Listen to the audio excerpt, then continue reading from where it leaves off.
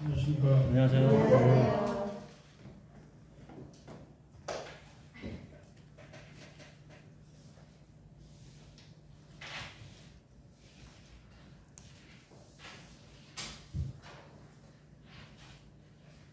사도행전 24장 끝부분입니다.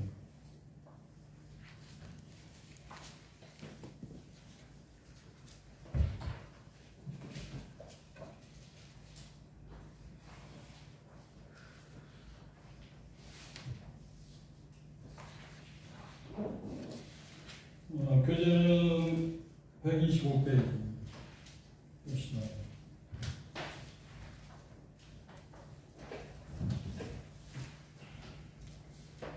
교재는 125페이지고 오늘 말씀 성경은 사도행전 24장 22절부터 끝절까지 27절까지 있습니다. 한절씩 올라가겠습니다.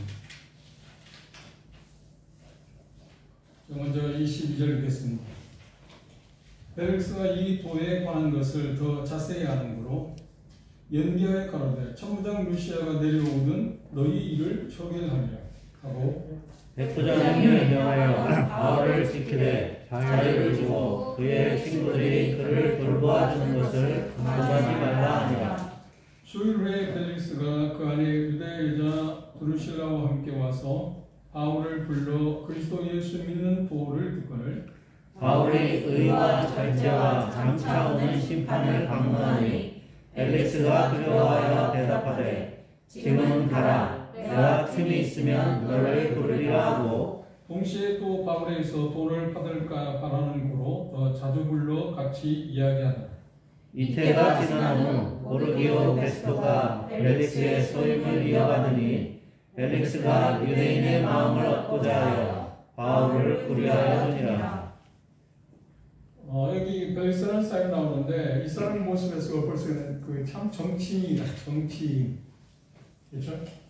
당시나 벨릭스라는 사람 우리가 지난번에 보면 천부장하고 전혀 다른 질이 다른 사람. 정치인, 정말 정치인.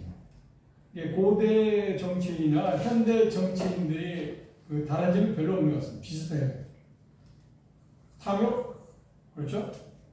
그리고 여기 표현한 것처럼 물욕이나 그다음 명예욕, 그걸 채우기 위해서 수단 방법을 가지 않는 이 펠릭스가 참 파렴치한 사람입니다. 자기가 분명히 장양심에서 바울을 추주했을 때 아무런 죄가 없다는 것을 알았으면 석방해야 하잖아요. 그가 해야 할 일이 아닌가? 그런데 그는 여러 가지 이유를 제시하면서 무려 2년 동안 오늘 말하면 가택연금에 마찬가지입니다. 가택연금을 다 하는 사도 바울을 볼 때 정말 우리 마음 가운데 여러 가지 생각하는 게 있는데 그런데 이런 상황에서 빌립보서 1장에 보면 바울 사도는 뭐라고 이야기하냐면 자기 자신이 감옥에 갇혀 있는 것이 오히려 복음의 진보를 가져오게 됐다고 하는 표현.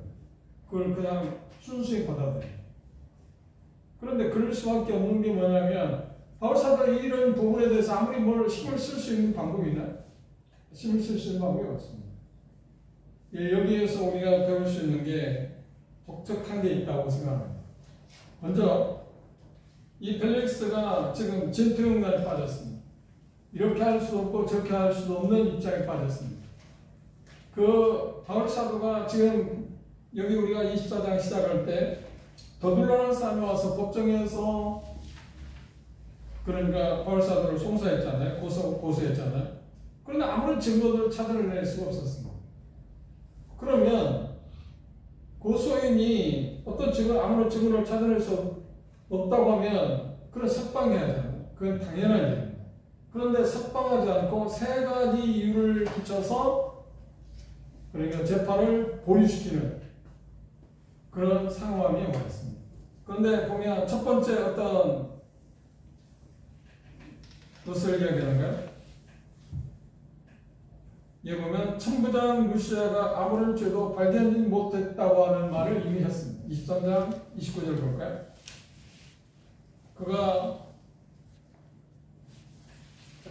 바울사도에서 보내온 소식은 29절 보면 23장 29절 송사하는 것이 저희 율법 문제에 관한 것뿐이요 한 가지도 죽이거나 결박할 사건이 없음을 발견합니다. 천부장이 이렇게 보여줬잖아요. 이미.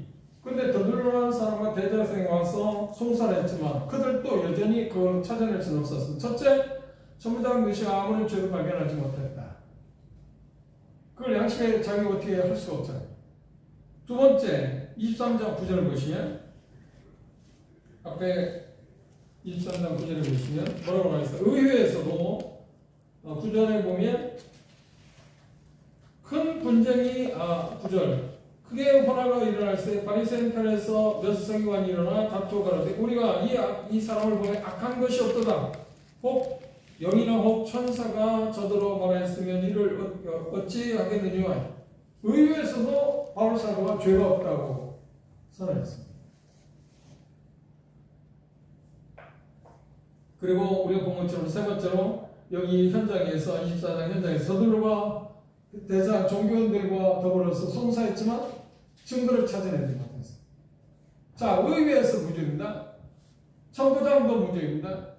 그리고 자기가 지금 재판장의 입장에 서서 법리적으로 지금 모든 것을 보았는데 여전히 그곳에서 바울사도의 죄 없음에 드러났습니다.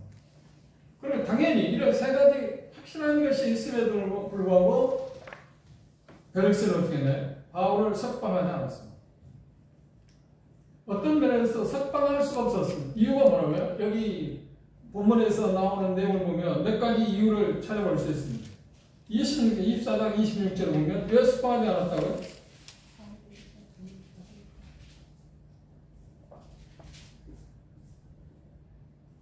(26절에서) 하나의 것을 이야기했는데 돈을 받을까 바랬다. 뇌물을 기대했습니다. 왜 바울사도에게서 뇌물을 기대했을까요? 그가 법정에 섰을 때 뭐라고 했나? 내가 지금 예루살렘 방문하는 것이 열 이틀밖에 되지 않았는데 방문한 이유가 뭐냐면 이방 교회 형제 자매들부터 구제를 예루살렘에 있는 어려운 형제 자매를 돕기 위해서 구제금을 갖고 왔다. 그 돈은 엄청난 거예요. 근데 그것을 지금 바울사도가 갖고 아직 전해주지 않았을 거기 때문에 그걸 갖고 있을 거라 생각하고 전해줄 수 있는 시간이 없었을 거라 생각했죠. 그래서 그것을 일부를 자기한테 줄 거라고 생각했어요.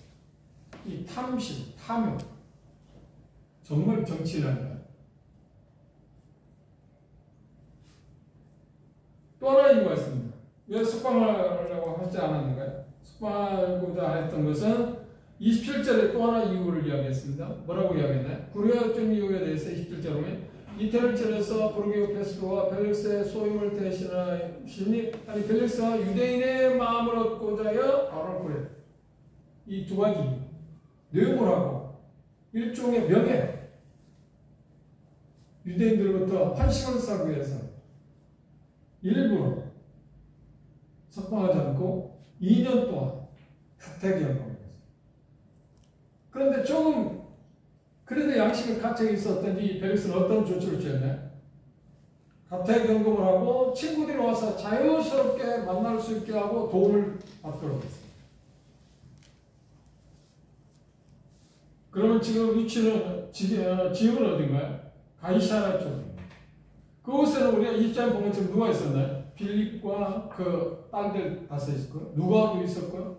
그러니까 그런 주변에 있는 디모데도 방문했을 거고 감옥에 있는 동안에 가택에 입원했을 때 자유스럽게 누구나 다 방문해서 교제할 수 있는 기회를 줬기 때문에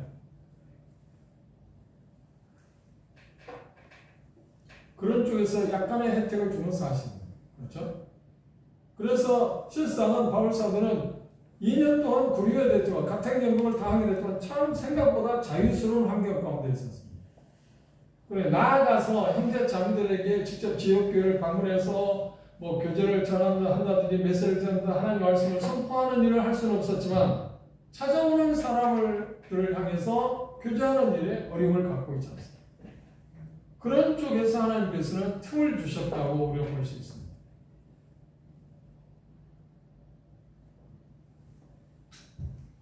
빌보서를 한번 읽어보실까요? 이런 상황이 물론 빌보서는 우리가 이미 공부했습니다. 16장에서 빌보 감옥에 있을 때 그런 상황에 대해서 그곳에서 낙찰 그런 상황에 대해서 언급하고 있는 건 사실입니다만, 그러나 그것보다도 모든 면에 대해서 바울사가 당하고 있는 여러 가지 면에 대해서 증개하겠습니다. 빌립보서 1장 12절 보면, 형제들아 나의 당한 일이 도리어 복음의 진보가 된 줄을 너희가 알기를 원한다. 바울사가 당한 일은 뭔가요? 지금 감옥에 갇혀 있잖아요. 이 빌립보를 설 때는 지금 여기 지금 가택연금을 당한 게 아니라 로마 감옥에 지금 갇혀 있습니다. 고난 가운데 지금 핍박 가운데 있습니다. 그런데 그것이 복음의 진보를 가져왔다고 해요. 바울사들은 빌립보서의 주제가 뭐냐면 핵심 요소가 뭐냐, 기뻐하는, 기뻐. 그런 열악한 환경 가운데서 바울사가 기뻐할 수 있었던 건 뭔가요? 하나님의 섭리를 위해서. 그리고 하나님께서 자기를 그런 환경 가운데 두셔서 복음을 전할 수 있는, 그러니까 한번 생각해 보세요. 로마 병정들이 복음을 전할 수 있는 기회를 바울사도 어떻게 얻을 수 있나요? 기회가 부여되지 않아요. 그냥 평민, 그냥 이런 옥중에 갇히고 이들에 의해서 끌려다니는 일이 아니고서는 로마 병정들에게 어떻게 복음을 전할 수 있나요? 기회가 없잖아요. 그런 높은 사람들에게, 왕들, 여기 지금 이 법정에 서는 사람들에게 복음을 전할 수 있는 방법이 없잖아요. 우리가 본 것처럼 22장, 26장도 마찬가지로 자기가 다메섹 도상에서 예수를 만난 사건을 이야기하잖아요. 그게 뭐예요? 그게 그보다 확실한 복음이 되어 있어요. 내가 어떻게 예수를 믿었는가 말하는 것보다 더 확실한 복음이 되어 있나요? 우리가 복음을 전한다 할 때 뭐 조리 있게 뭐 예수님이 구주고 주님이시고 그래 죄인이다, 그러니까 예수 그리스도를 믿어야 한다, 그렇다면 멸망받는다, 믿음의 영생한다, 그렇게 차근차근 하나씩 다 이야기하는 것만이 복음이 아니고, 가장 효과적인 복음은 내가 어떻게 예수를 믿게 됐고, 믿기 전에 어떤 사람과 믿음으로 믿었을 때 어떤 사람을 믿게 된 이후에, 믿은 후에, 믿음을 고백한 후에 자기를 하나님께서, 예수님께서 어떻게 부활하신 이에 대해서 어떻게 변화시켰는가 하는 것을 말하는 것보다 더 확실한 복음이에요. 그건 살아있는 복음 아닌가요? 자기 경험이 있는 거예요. 그걸 26장 왕에게도 전하잖아요. 하나님 참 놀라죠. 정말 하나님 놀라십니다. 그리고 약속한 대로 노마로 가게 하잖아요. 노마로 가게. 그래서 결국은 노마에 가서 잠시 풀려났다가 또 다시 재수감돼서 뭐 연차는 조금씩 차이 있습니다. 67년경에 가을쯤 아마 노마 시민이었기 때문에, 시민권을 갖고 있기 때문에 십자가에 죽음을 당하지 않고, 유대인이기 때문에 베드로는 십자가에 죽음을 당했지만 유스다님에게 한 3, 4년 시차를 두고 바울사들은 단두대에 목이 차였어요. 그래서 숨겼어요. 그런데 바울사는 이런 환경에 대해서 말하고 있는, 오히려 하나님께 감사한다. 이런 환경 때문에 내가 복음의 진보를 가져올 수 있었다. 그거 확신하잖아요. 근데 우리가 이런 부분에서 지금 계속해서 바울사가 고난받는 걸 보잖아요. 우리의 삶 가운데 마찬가지입니다. 바울사도 이런 것 속에서 제시하는 건 뭔가요? 어떤 상황에 있었는지 하나님을 안 강해야 해요. 하나님 그것도 허락하신 이유는 특별하게 우리를 어렵게 하거나 또 우리를 사랑하지 않아서가 아니라 우리에게 가장 좋은 길을 주신 거라. 그리고 야고보서는 2장에서 뭐라고 하는가? 1장 후반부에 말하는 모든 좋은 것들은 빛들의 하나님부터, 위로부터 온다. 그게 믿음이라고. 근데 바울사는 그 믿음을 가졌어요. 그래서 그 악조건 가운데서 기뻐했어요.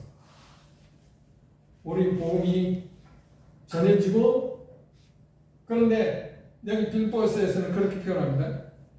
자기가 감옥에 갇힘으로 말하면 어떤 사람이 복음을 전하는데 순수하게 바울사도 복음을 못 전하고 있으니 우리라도 더 열심히 복음을 전해야지 하고 순수한 동기를 갖고 복음을 전하는 그렇게 자격이 있는가 하면, 그 중에는 뭐냐면 동기가 불순한 동기, 이단은 아닌데 하나님의 복음을 변질시키는 건 아닌데 바울사들을 더 어렵게 하고자 하는 마음에서 복음을 전하잖아요. 그래서 바울사들은 뭐냐면 어떻게 전하든 전해지는 것은 그리스도와, 그래서 난 기뻐한다. 그래서 난 자기가 지금 강렬하고 있는 그런 모든 면에 대해서도 뭐라고 하냐면 그것이 복음의 진보를 가져온 일이 되기 때문에 저는 기뻐한다. 자기가 당하고 있는 그 열악한 환경을 그렇게 바라봤어요. 그래서 기뻐해서 그런 상황에 기뻐합니다. 이게 신앙의 묘미 아니에요? 우리가 즐거워할 수 있는 일이 있기 때문에 기뻐하는 거 말고, 그건 아무나 할 수 있는 믿음 아니겠어요? 하나님과 아무 관계없는 사람 다 하는 일 아닙니까? 그런데 하나님과 관계된, 그리스도와 관계된 사람들의 특징이 뭐예요? 도대체 기뻐할 수 없고 감사할 수 없는데 그런 상황에서 감사할 수 있고 기뻐할 수 있는 게 그리스도 아닌가요? 어떻게? 하나님의 섭리를. 바울사도는 그걸 바라봤어요. 참 다르죠. 그렇죠? 이 부분에 대해서 2년 동안 하나님 능력이 없으신가요? 2년 동안 감옥에 갇혔을 때 같은 경험을 당했을 때 어떤 면에서 불평을 토로할 수 있죠. 도대체 뭐 하는 겁니까 이게 도대체? 그렇죠?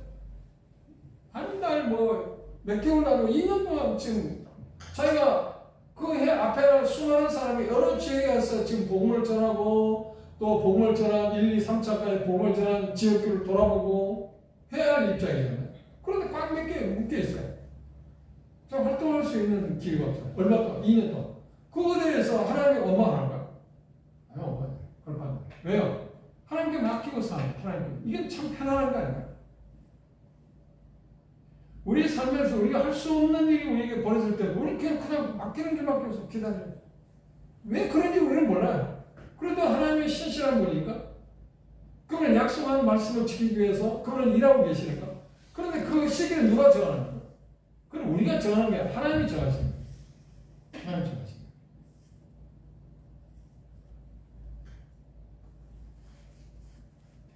바울사도는 그 하나님을 신뢰했어요. 그리고 판결을 유보할 때 그런 벨릭스는 뭐라고 말했나요? 22절에 보면 천부장이 와서 다시 조언을 듣겠다. 이미 말했잖아요. 그 죽일 죄가 없다. 그런데 그 문서로 그걸 받았는데 문서로 받은 것은 누구도 모르지 않았지. 천부장하고 벨릭스만 알고 있잖아요. 그런데 그가 와서 또 다시 조언을 받아야 한다고 하는 것을 통해서 판결을 이루었습니다. 그리고 한 일이 뭔가요? 백부장을 명해서 바울사도에게 감금을 시키고 그리고 그 활동 범위에 대해서 집 안에서만 어떤 범위를 정하고 거기서 벗어나지 못하게 하고 다른 사람들이 와서 방문하고 교제하고 하는 그 자유를 허락하는 거예요. 대단히 뭔가 베푸는 것처럼 보여요. 그래도 그거 얼마나 다행이에요. 그렇죠?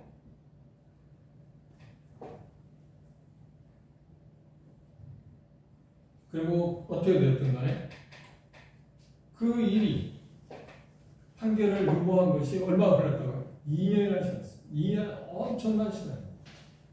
그러면 2년의 시간 하나님은 바울사도에게서 할 수 있는 일, 그가 사도 부름을 받은 사람이니까 자기가 일꾼으로 지금 쓴다고 한다고. 우리가 어떤 일꾼을 쓴다고 2년 동안 실질적인 자기가 해야 할 주 업무를 하지 못할 때 주인을 얼마나 손해인가. 그렇죠?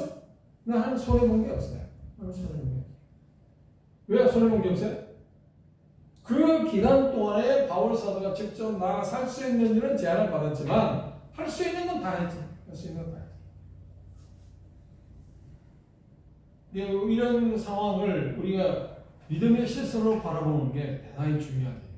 그래서 우리는 그냥 당장 보이는 것 같고 그냥 주님 참 너무하다. 아니면 그분이 왜 지혜로운 분인데 그걸 그렇게 못하고 2년 동안 이렇게 묶어놨을까? 아니요, 그렇지 않습니다. 그것이 전부는 하나님 하시는 일은 하나님 항상 뭐래? 의롭다고 말합니다. 하나님 하시는 일은 어떻게 될까? 그건 다 선하다고 말하잖아요. 근데 우리가 그걸 받아들이는데 대단해. 왜? 기준이 우리 기준이다. 내 기준에서 보니까 이거 선한 것 같지 않고 의로운 것 같이 보이지 않을지 몰라도 하나님은 어떻게? 항상 그분 하시는 일이 의로운 거예요. 그걸 믿는 게 우리에게 필요한 거예요.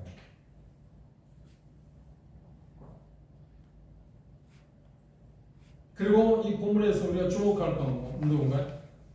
지금 벨릭스라는 사람하고 그의 아내 두루실라라는 여자예요. 두루실라는 누군가요? 유대인입니다. 이 두루실라는 누구의 동생이냐면 사도행전 12장 1절에서 나오는 아그리파 1세의 누이 동생입니다. 누이 동생의 막내딸. 그리고 26장에 보면 아그리파 2세 버니게가 나오는데 우리가 차후에 볼 겁니다. 그의 여동생. 헤롯 대왕이 뭐예요? 손녀. 그런데 그 문헌에 보면 두루실라는 이미 결혼해서 다른 남자와 살고 있는데 벨릭스가 마술을 행하는 사람을 내세워가지고 너는 이혼해야 하고 그리고 이 벨릭스하고 결혼하지 않으면 당신은 죽는다고 하는 그런 쪽으로 꼬여서 이혼하게 해서 결혼을 했습니다. 그러면 이 드루실라는 몇 번째 부인이냐면 세 번째 부인. 그러니까 벨릭스는 참 악한 사람이에요. 유대 문헌에 보면 이런 유대 반란이 있을 때 사람들 처참 죽이고 참 강교한 사람. 그리고 자기가 얻고자 하는 것이 있을 때 수단 방법을 가르쳐요. 그래서 왜 이게 중요하냐면 드루실라는 이미 유대이기 때문에 예수님께서 세상에 오셨을 때 어떻게 사셨는가, 십자가에 죽으심, 그리고 부활하심, 그리고 그런 행적, 그걸 다 들어알고 있어요. 다 들어알고 있어요. 그렇죠? 그리고 예수님에 의해서 부활하신 사도들에 의해서 복음이 전해진 것도 다 들어알고 있어요. 그런데 여기 보면, 본문에서 보면 벨릭스도 그걸 안다고 그러잖아요. 이 도에 관해서 다 안다. 그럼 누굴 통해서? 자기 아내를 통해서 다 안다. 그래서 언뜻 보기에 여기 보면 벨릭스가 주도한 것처럼 보이지만 아니고 그 아내가 주도했습니다. 주도한 이유가 주도한 것은 뭐였는가? 바울 사도를 불러서 복음을 듣고 바울 사도를 불러서 복음을 듣습니다. 참 놀라운 일이죠. 정말 놀라운 거예요. 이게 사람이라는 것은 양심이 있기 때문에 자기가 뭔가 잘못하고 있을 때 그것에 대해서 도피처를 찾고자 하는 게 어쩔 수 없습니다. 어쩔 수 없어요.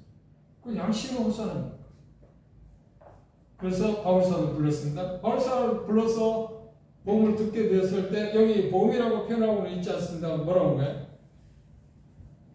자, 24절 주목해 보시면 수일 후에 벨릭스가 그 안에 유대 여자 드루실라와 함께 와서 바울을 불러 그리스도 예수 믿는 도를 듣거늘. 그렇죠? 이제 가택연금한 그를 공으로 불렀습니다. 그래서 지금 예수 믿는 도에 복음에 대해 들었어요. 복음의 핵심은 뭐였나요? 바울사의 복음의 핵심은 뭔가요? 여기 갈라디아에 나와 있습니다. 뭐라고 했나요? 의와 절제와 장차오는 심판을 강론했다. 의, 절제, 장차오는 심판. 이걸 그들의 두 부부에게 적용시키다면 의는 뭔가요? 벨릭스의 어떤 잔인한 모습, 압제자의 그와 그런 죄와 지금 부도덕한 면에 대해서 바울사도는 그 사람들, 그 부부가 어떤 사람인지 알고 있기 때문에 그것을 간접적으로 이야기했을 수도 있습니다. 그 절제는 뭔가요? 그들이 이 부부가 욕정에 사로잡혀서 무력, 탐심의 사람을 절제하지 못하는 것이 얼마나 무서운 죄인가도 이야기했을 수 있습니다. 그러나 장차오는 심판이 뭔가요? 그렇죠. 하나님 앞에 받을 영원한 멸망, 복음의 핵심에 대해서 이야기했습니다. 그런데 여기 말씀에서 보면 문자적으로 그렇게 표현했습니다. 그런데 생각해 보세요. 조금 전에 이야기한 것처럼 바울사도가 벨릭스에게 이렇게 단도직입적으로 이야기했을 것 같습니까? 저는 그렇게 생각하지 않습니다. 그렇게 표현했지는 않아요. 왜? 그렇게 이야기하면 지금 대화가 될까요? 안 될까요? 아니요, 대화가 되지 않죠.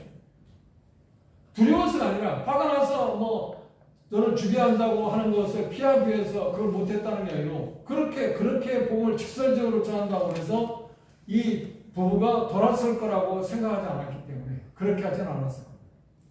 그러면 그런 쪽에서 보면 바울사도는 의와 절제와 장차오는 심판이 뭘 이야기했을까요? 의는 뭔가? 우리가 지금 로마서 본 것처럼 어떻게 하면 하나님의 의를 힘입을 수 있을까? 어떻게? 당신들이 죄인인데, 그렇죠. 양심 갇혀 듣고 있는데, 거기서 어떻게 하면 죄수함 받고 양심의 해방을 받을 수 있을까? 여기서 분명히 말했습니다. 그럼 절제는 무엇인가요? 의와 절제에 대해서 이야기할 때, 여기 절제는 어떤 표현을 했을까요? 어떻게 이제 당신이 살아온 삶에서 시련들, 유혹을 수없이 받고, 그런 쪽에서 패배했지만, 어떻게 하면 그 유혹들, 시련들 이길 수 있을까? 그 힘을 어디서 얻을 수 있을까? 왜? 사람 양심이 있기 때문에 자기가 아무리 폭군이라 할지라도, 그렇잖아요? 역사를 보면 어떤가요? 아무리 폭군이라 할지라도 돌아볼 수 있는 시간이 있잖아요. 내가 이렇게 살아나. 아무리 짐승 같은 사람, 순간적으로 그럴 때가 있잖아요. 하나님 그런 기회를 주실 겁니다. 그럴 때마다 자기가 생각했을 거 아니에요? 자기가 사람이기 때문에 나도 지금 사람들 삶을 살고 싶습니다. 그런데 여기 절제는 바로 그것들을 이야기해서 당신이 이길 수 없는 탐욕, 그것들을 어떻게 이길 수 있을까? 그건 예수 그리스도를 믿는 길밖에, 주인을 바꾸는 길밖에 없을까? 그리고 장차오는 심판은 뭘까요? 그렇죠. 결국 멸망할 것. 멸망에서 피할 수 있는 길이 뭔가? 미래 장차오는 심판, 무슨 하나님을 만나게 되는데 그 하나님을 만나게 될 때 당신은 멸망을 할 수밖에 없는데 그걸 어떻게 피할 수 있을까? 그러니까 첫 번째는 어떻게 의를 얻을 수 있을까? 죄사함 받을 수 있을까? 어떻게 하면 당신의 전적인 것을 이길 수 있을까? 그럼 미래에 오게 될 그 무서운 심판을 어떻게 피할 수 있을까? 왜요? 그건 잘 알고 있잖아요, 지금. 다 알고 있다고 했잖아요. 이 도에 대해서 잘 알고. 그런데 그 알고 있는 상식선에서 그런 것들을 이야기했어요. 그리고 그의 마음을 다치지 않는 범위 내에서 이야기했어요. 그의 마음이 다침을 입으면 더 이상 이야기 안 되죠. 세상에.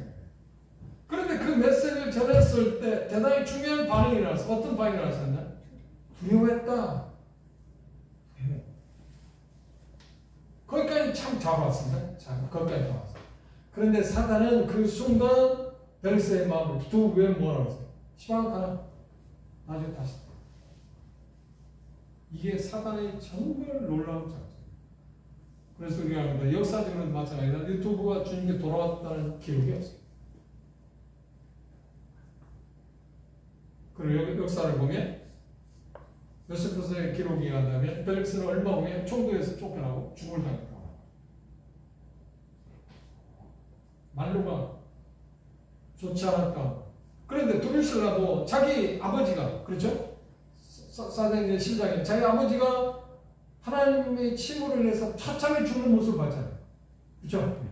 막내딸 입장에서 처참히 죽는 걸 봤잖아요. 그러니까 하나님 얼마나 두려운 줄 알잖아요. 그걸 지켜봤으니까. 다른 사람들 자기 아버지가 하나님의 죽음을 당하는 걸 봤잖아요. 악한 행동을 하면 죽음을 당하고. 근데 얼마나 두려웠겠어요. 아, 이건 아버지 일도 아니고 내 일일 수 있다. 나와도 관계가 있다. 근데 그 메시지를 때 그 두려움이 왔어요. 두려움이 왔으면 그럼 어떻게 하면 바울사도 이야기처럼 복음의 핵심들을 예수 그리스도를 받아들이면 되지 않나요? 그런데 뭐라고 했나요? 여기 보면 그렇게 표현했습니다. 벨릭스가 두려워하여 대답하듯 시방은 가라. 내가 틈이 있으면 너를 부르리라. 그리고 다음 문맥을 보면 그가 만난 이유 가운데 그것에 대해서 도에 대해 듣기를 원하는 마음도 있었지만 또 뭘 바랬다고요? 의문을 바랬다. 의문.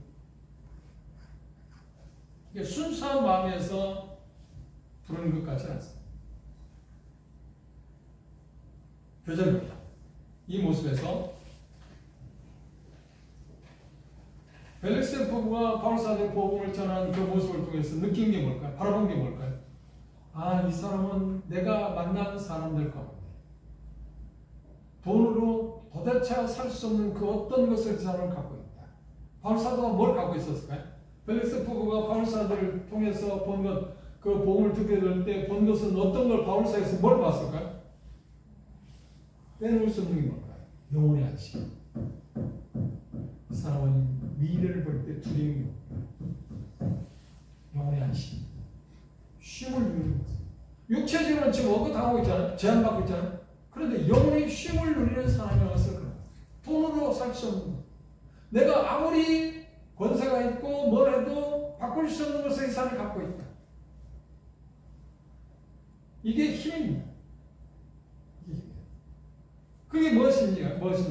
우리가 어려운 일을 당할 때 빌보에서 바울사도 한 태도가 그렇습니다. 그런 일을 당할 때 자기를 모함하고 자기를 잔해하고 죽이려고 하는 사람들에서 가장 효과적인 방법이 뭘까요? 침묵하고 내가 가지고 있는 기쁨을 누리는 거예요. 그보다 효과적인 게 없어요.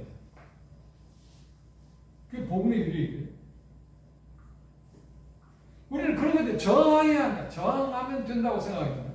그리고 나름대로 원통한 걸 뭐 이야기하고 폭로도 시키거나 뭐 여러 가지 저항하는 방법들이 있잖아요. 그래야 속이 편할 것 같잖아요. 아니요. 대적자들 향해서 그건 좋은 방법이에요. 대적자들에서 가장 좋은 방법은 뭔가요?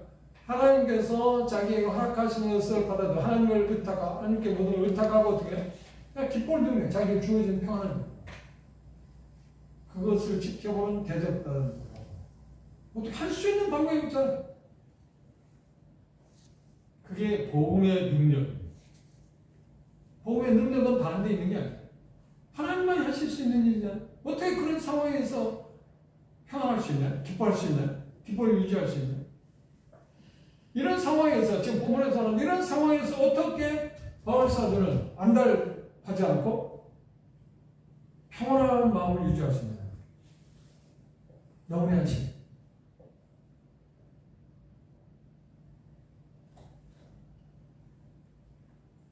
교재를 보시죠. 벨릭스의 휴전 한 개를 미뤘습니다. 자, 읽어봅시다. 야 미인을 시작. 약 2년 동안 더 이상 공청회가 없었다. 2년 동안 감금한 이유는 그가 돈뿐만 아니라 영예 없이 몹시 탐하는 자였다는 것을 의미한다. 설명했습니다. 25절. 지금은 가라. 틈이 있으면 너를 부르리라. 어떻게 하면 하나님을 등지할 수 있느냐는 주제로 사단과 그 종들이 회의를 해요. 어떻게 하면 사람들로 하여금 하나님을 믿지 못하게 하지? 우화적인 이야기입니다. 한 종이, 그러니까 귀신, 그러니까 사단의 앞잡이들이 귀신들이잖아요. 귀신 가운데 지혜로운 자 한 귀신이 말하기를 뭐라 해야 되나? 제안하네. 제가 천국이 없다고 말하겠습니다. 그럼 하나님 믿지 않을까? 물론 그런 걸 사람들이 그것 때문에 예수님에 대해서 관심 안 갖는 사람, 물론 부지기 있을 겁니다. 천국, 지옥이 어디 있어? 두 번째 졸기가 말하기를 제가 와서 지옥이 없다고 말하겠습니다. 그것 때문에 지옥이 어디 있냐? 천국이 어디 있냐? 그것 때문에 예수 안 믿는 사람 많잖아. 천국이 어디고 지옥이. 언젠가 한번 말씀을 드렸는데 제가 군대 근무할 때 군용과에 근무했는데 교회에 있었는데 일종일을 맡은 친구가 있었어요. 근데 그 친구가 종종 뭐라고 하냐면 같이 동료니까 전입을 같이 갔으니까 교육을 놀러 오면 내가 예수님에 대해서 이야기해요. 조금씩 했어요. 많이 이야기해요. 조금씩 이야기하니까 그가 뭐라고 하냐면 말할 때마다 야 너는 지성인인데 뭐 보이지 않는 지옥이 있다고 하고 천국이 있다고 하니 그 말이 되냐? 그것도 지나가요. 그래 그러면 네가 없다고 뭐 없겠지 뭐. 나 그렇게 있어 뭐 그렇게 말할 필요가 없어. 시간을 드리는 거야. 네가 없다고 없겠지. 너는 없다고 하는데 내가 있다고 한다고 믿겠냐? 뭐 그러면 그만두자. 그리고 또 계속 몇 차례 했어요. 그럼 몇 차례 하다가 그런 시간이 꽤 갔을 겁니다. 그냥 하나님께서 제게 지혜 주셨어요. 그리고 또 같은 이야기를 했어요. 그때 내가 정세하라고 그렇게 말했어요. 너 지옥 가. 너 정말 그럼 지옥 가. 너 정말 그럼 지옥 간다니까. 이제까지 하던 태도 전혀 반대 그런 쪽의 태도를 보이지 않았어요. 네가 없다면 없는 거지. 네가 없다면 뭘 하겠냐?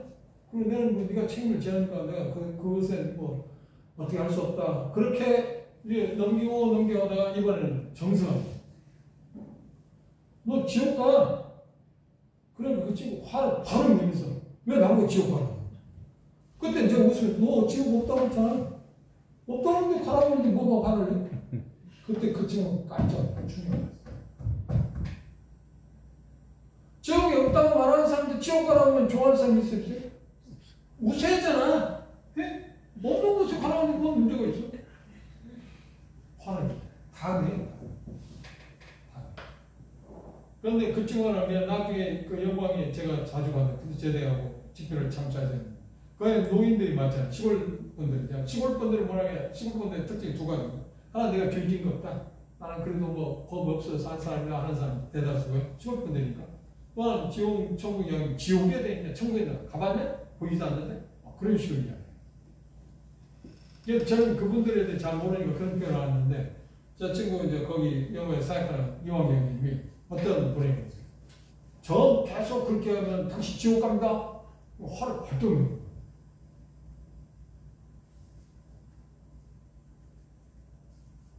또 하나 재밌는 사건이 있어요. 제가 80년대에 근무했는데요. 연대 내 일중대장이 제일 센 사람입니다. 공수부대 출신이고 중대장이 새로 부임했습니다. 제가 신상명세서를 봤습니다. 전부 다 우리 연대에 오는 사람 다 가는 거예요. 그게 의무적인 거예요. 근데 종교란에 뭐라고 썼냐면 무라고 써있어요. 종교란에 종교를 파악하기 위해서 쓰거든요. 근데 무라고 써놨어요. 그리고 이제 제가 자주 그 부대를 방문하면서 이제 복음을 계속해요. 정규 신자운동으로 막 시작했기 때문에 그 장교들이 그 뭐랄까 진급하는데 점수를 따는데 그때 뭐냐면 신자를 몇 명 확보했느냐에 따라서 대령이 별을 따느냐 안 따느냐 그 엄청난 가산점이 그 당시 중대하는 마찬가지입니다. 그래서 이제 계속 하나님의 말씀에 대해서 이야기하고 뭐 이런저런 이야기도 점점 가까워졌습니다. 그런데 한 번은 그 중대에 뭐라고 그러냐면 저한테 정병자 나한테 지옥의 좌표를 좀 따달래요. 그럼 내가 믿겠다고. 그리고 천국의 좌표를 따요. 좌표라는 게 뭐냐면 지리상 전 군대의 작전상 뭐 용인시 처인구를 공격하라고 하면 안 되잖아요. 처인구 하면 좌표가 있어요. 시티 몇몇 지점 뭐 그렇게 좌표가 다 있어요. 지역마다 다 있습니다. 무사용으로 그렇죠? 그래 지역의 좌표를 따 천국의 좌표를 따달라는 말은 무슨 말인가요? 이 지상에 어느 지역이 있는가 그걸 확실히 나에게 이야기하라는 거예요. 그래 그걸 했잖아요. 그래서 제가 웃으면서 그랬어요. 그렇지만 쉬운 걸 왜 중대장 저한테 주문합니까? 그것보다 쉬운 거 없습니다. 제가 분명히 해드리죠. 단 먼저 중대장이 제게 좌표를 하나 따주시면 제가 그 좌표를 분명히 말씀드리겠습니다. 이게 중대장 처음 듣는 이야기예요. 저도 이제 하나님이 주신 지혜를 그랬어요. 무슨 좌표인데 중대장 마음의 좌표를 좀 나한테 달라고. 마음 있어요 없어요? 저는 마음 있어요 없어요? 마음 있지? 그러면 좌표가 어디 있어요? 시티 몇몇 지점 있어요? 어? 그러니까 그 중요해요. 야 너하고는 보이지 않는 게 그리고 중요한 것은 보이는 게 많은가요? 보이지 않는 게 보이지 않는 게 있어요. 실상 중요한 거. 이 세상이 그렇지 않나요?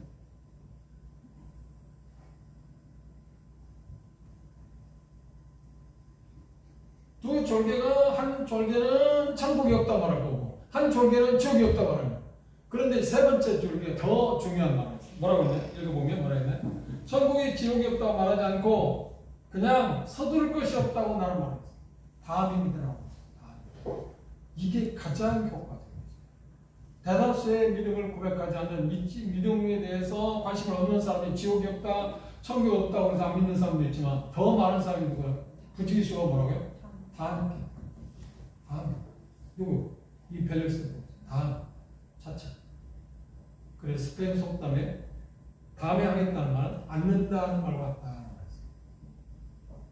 이건 믿는 문제가 뿐만 아니라 우리들 자신들이 그리스도의 삶을 사는 일에 있어서 우리가 정말 이건 종이 없습니다. 사람 계속해서 말하면 지금 말고 다음에 믿는 문제는 우리 이미 믿었으니까 지금 아니야 오늘 아니야 내일 해. 그런 욕이 절대 없고 그 사단의 고단수의 방법이라 밤에 시방 가라 밤에 그 사단의 계략에 수많은 사람들이 넘어지고 그래서 결국 멸망으로 치닫고 있습니다. 우리는 그것에서는 벗어났습니다. 그렇죠? 그런데 우리의 삶 가운데 오늘 결정할 오늘 해야 할 일을 다음에 하겠다고 하는 그런 상황이 있을 때 꼭 그렇게 생각합니다.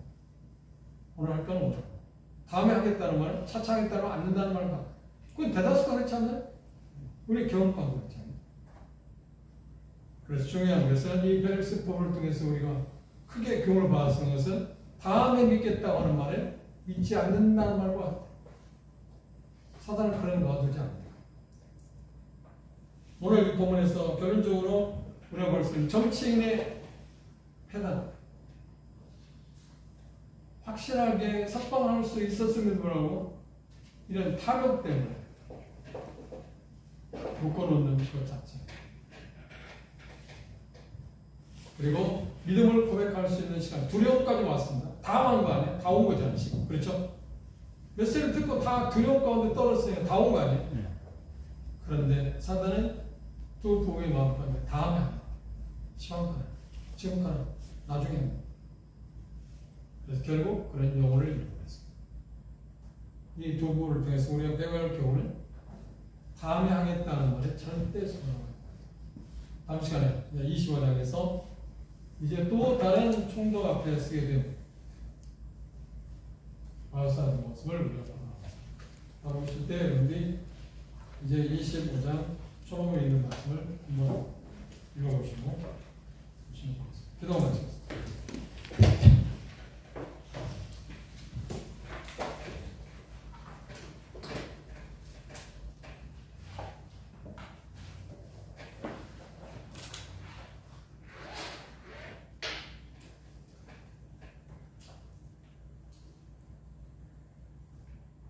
아버지 하나님,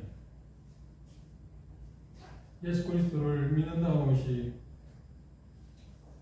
얼마나 가치 있는 일이고 소중한 일인가 하는 것을 우리가 압니다.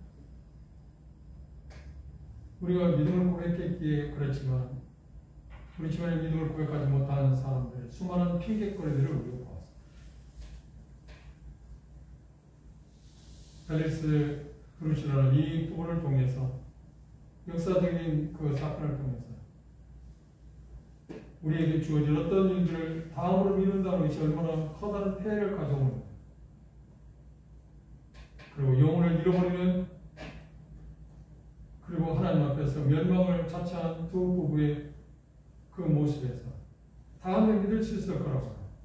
오늘이 아니고 내일이라고 하는 그 무서운 사단의 속삭임에 그 영혼을 팔아넘긴 이 사람, 이들을 통해서 우리가 커다란 교훈을 받습니다. 우리의 삶 가운데서 우리가 지금 해야 할 일, 그것을 수없이 우리도 다음으로 미루는, 오늘 해야 할 일을 내일 하겠다고 하는 그런 속임수에 넘어와서 결국 우리는 많은 손해를 보고 있는 것을 우리가 부인할 수 없습니다. 이 두 부분을 통해서 하나님께서 보이신 경종을 우리가 받아들일 수 있게 해주시고, 울림을 통해서 참으로 오늘 할 수 있는 것, 지금 할 수 있는 건 지금 하는, 그래서 커다란 손실을 막는 그런 지혜로운 사람이 되도록 도와주십시오. 그리고 탐심이 얼마나 무서운 것인가 하는 것도 봅니다.